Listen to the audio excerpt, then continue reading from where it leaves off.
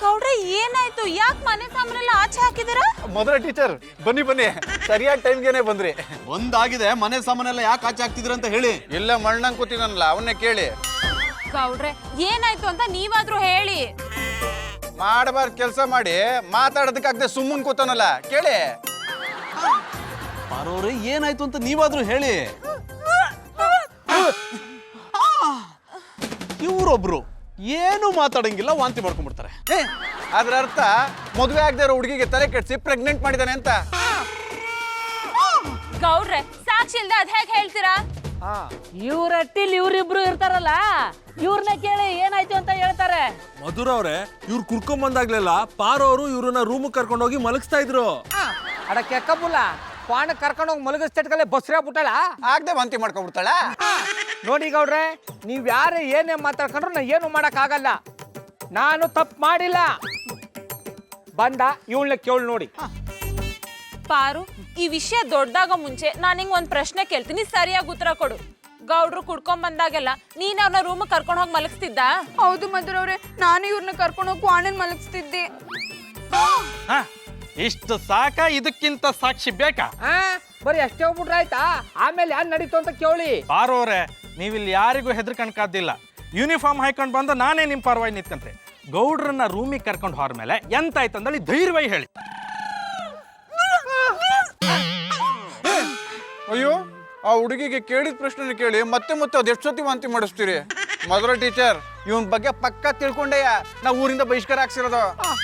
ಮಧುರ ಅವ್ರೆ, ನೀವಾದ್ರೂ ನಾನು ಅಂತವನಲ್ಲ ಅಂತ ಅವ್ರಿಗೆ ಹೇಳಿ. ಇಷ್ಟೆಲ್ಲ ಗೊತ್ತಾದ್ಮೇಲೂ ನೀವೆಂತವ್ರು ಅಂತ ಹೇಳ್ಬೇಕು. ನೀವ್ ಇಲ್ಲಿದ್ರೆ ನನಗೆ ಅವಮಾನ. ಇಲ್ಲಷ್ಟೇ ಅಲ್ಲ, ಬೆಂಗಳೂರಿಗೆ ಹೋದ್ಮೇಲೆ ನಿಮ್ ಮುಖನ ನನಗ್ ತೋರ್ಸ್ಬೇಡಿ, ಹೊರಟೋಗಿ. ಇವ್ರು ಹಂಗೆ ಊರಿಂದ ಆಚೆ ಹಾಕ್ಬಾರ್ದು. ಇನ್ನೇನು ಹಾರ ತುರಾಯಿ ಹಾಕಿ ಸನ್ಮಾನ ಮಾಡಿ ಕಳಿಸ್ಬಿಡಣ.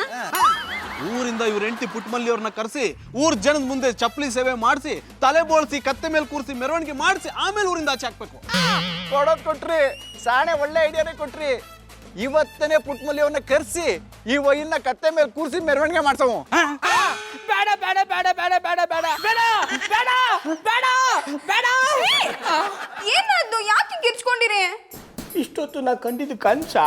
ಕಾಣೋ ಕನ್ಸೆಲ್ಲ ಕಂಡ್ಬಿಟ್ಟಿದ್ ಕನ್ಸ ಅಂತ ಕೇಳಿದ್ರೆ ನಾನು ಏನ್ ಹೇಳಿ? ಪಾರು, ನಮ್ಮ ಮಟ್ಲಿರೋ ಪಾತ್ರ ಪಗಡ ಗಂಟು ಮೂಟೆ ಎಲ್ಲ ಭದ್ರವಾಗಿದ್ದದ?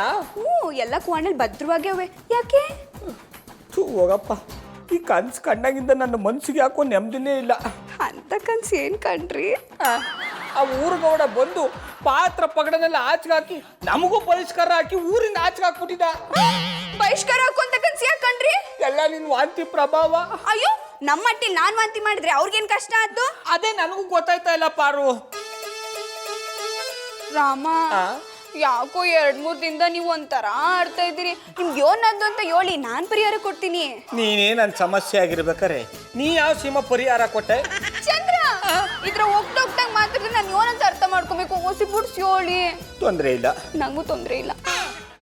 ಕೈಮಾ ಲಿವರ್ ಚಕ್ಕಣ ಮಾಡುವ ವಿಧಾನ: ಒಂದು ಬಾಣಲಿಗೆ ಎಣ್ಣೆ, ಈರುಳ್ಳಿ ಹಾಕಿ ಹುರಿದು ಶುಂಠಿ ಬೆಳ್ಳುಳ್ಳಿ ಪೇಸ್ಟ್, ಅರಿಶಿನ, ಪುದೀನ, ಕೊತ್ತಂಬರಿ ಸೊಪ್ಪು, ಲಿವರ್, ನೀರು, ಬೇಯಿಸಿದ ಕೈಮಾ, ಟೊಮ್ಯಾಟೊ ಪ್ಯೂರಿ, ಗರಂ ಮಸಾಲ, ತುಪ್ಪ ಮುಚ್ಚಳ ಮುಚ್ಚಿ ಬೇಯಿಸಿ. ಈಗ ಕೈಮಾ ಲಿವರ್ ಚಾಕಣ ಸವಿಯಲು ಸಿದ್ಧ. ನಮ್ಮ ಇವತ್ತಿನ ಕಾರ್ಯಕ್ರಮದಲ್ಲಿ GFC ಖ್ಯಾತಿಯ ಕೃಷ್ಣಪ್ಪನವರು ಒಳ್ಳೆ ಚಾಕ್ನವನ್ನ ಮಾಡಿ ಕೊಟ್ಟಿದ್ದಾರೆ. ಹೆಂಗಿದೆ ಅಂತ ಎಲ್ಲ ಹೇಳಕ್ಕಾಗಲ್ಲ, ನೀವು ಮಾಡ್ಕೊಂಡ್ರೆ.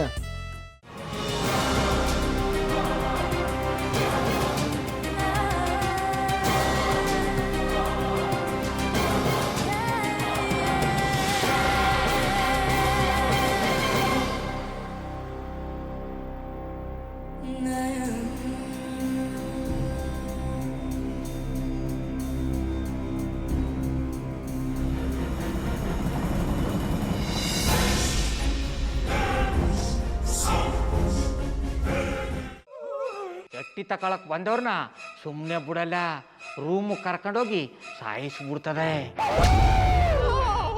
ರೂಮಿಗೆ ಕರ್ಕೊಂಡು ಹೋಗಿ ಯಾಕೆ ಸಾಯಿಸ್ತಾಳೆ? ಯಾಕಂದ್ರೆ ಅದು ಅವಳು ಪ್ರಿಯಕರನ್ ಸಾಯಿಸಿದ ಜಾಗ, ಅದಕ್ಕೆ ಅಲ್ಲಿಗೆ ಕರ್ಕೊಂಡೋಗಿ ಸಾಯಿಸ್ಬಿಡ್ತದೆ.